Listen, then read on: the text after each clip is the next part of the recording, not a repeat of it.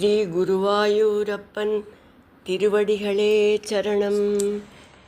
இன்னைக்கு 4வது தசகம் 7வது ஸ்லோகத்தை பார்க்குறோம்.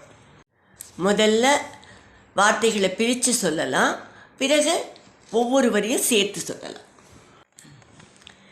தத்சமாஸ்வதன ரூபிணீம் ஸ்திதிம் தத்சமாஸ்வதன ரூபிணீம் ஸ்திதிம் त्वत्समाधिमयि विश्वनायक त्वत्समाधिमयि विश्वनायक आश्रिताः पुरनतः परिच्युतौ आश्रिताः पुनरतः परिच्युतौ आरभेमहि च धारणादिकम् आरभेमहि च धारणादिकम्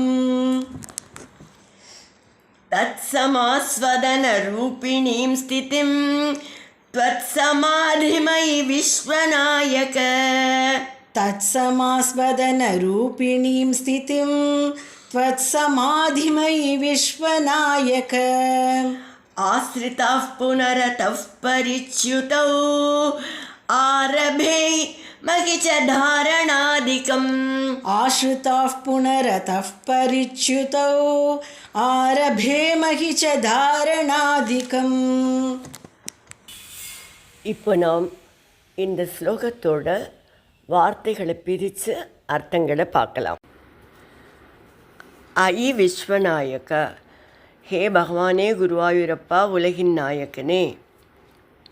தத்து அத்தகைய, சமாஸ்வதன எத்தகைய, அதாவது போன ஸ்லோகத்தில் சொன்னார் இல்லையா, அந்த தியானம் செய்பவர்களின் இதயத்தில் பிரகாசிக்கக்கூடிய பரபிரம்மமாகிய உன் வடிவத்தை சமாஸ்வதன அனுபவித்தலாகிய ரூபிணீம் ஸ்திதிம் அந்த நிலையை, அது என்ன நிலை, த்வத் சமாதிம் அந்த சமாதி நிலையை, உன்னிடமே நிலை, மனசு நிலை பெறுகின்ற, இதயம் நிலை பெறுகின்ற சமாதி நிலையை ஆசிரிதாக உன்னிடமிருந்து யார் அடைந்து விட்டனரோ அவர்கள் புனக மீண்டும், அத்தக அதிலிருந்து, பரிச்சுதவ் ஏதேனும் ஒரு காரணத்தினால் நழுவிவிட்டால் அப்போ என்ன செய்வார்கள் அவர்கள், தாரணாதிக்கம் ஆரபே தாரணையிலிருந்து ஆரம்பித்து மீண்டும் தியானத்தை தொடங்குவோம் என்று சொல்கிறார். இப்போ இந்த ஸ்லோகத்தை முழுவதுமாக பாராயணம் பண்ணி அதன் முழு அர்த்தத்தையும் பார்க்கலாம். தத் சமாஸ்வதன ரூபிணீம் ஸ்திதிம் த்வத் சமாதிமயி விஸ்வநாயக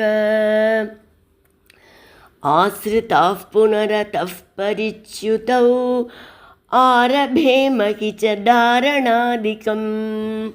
விஸ்வநாயகா குருவாயூரப்பா, அந்த பிரம்மத்தை அனுபவித்து கொண்டிருக்கிற பிரம்மானுபவ நிலையில் அதிலிருந்து பரிச்சுதி என்கிற இரக்கம் சில சமயம் சில யோகிகளுக்கு ஏற்படலாம்.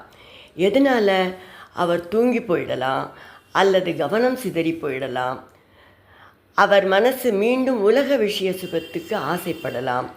இப்படி எதனாலேயாவது சமாதி நிலையிலிருந்து கீழிறங்கி வர நேரிட்டால் அவர் மீண்டும் தாரணையிலிருந்து தொடங்கி தாரணை, தியானம், சமாதி என்று பயிற்சி செய்து மீண்டும் அந்த பிரம்மானுபவத்துக்கு ஏற முயற்சிக்க வேண்டும் என்று விளக்குகிறார்.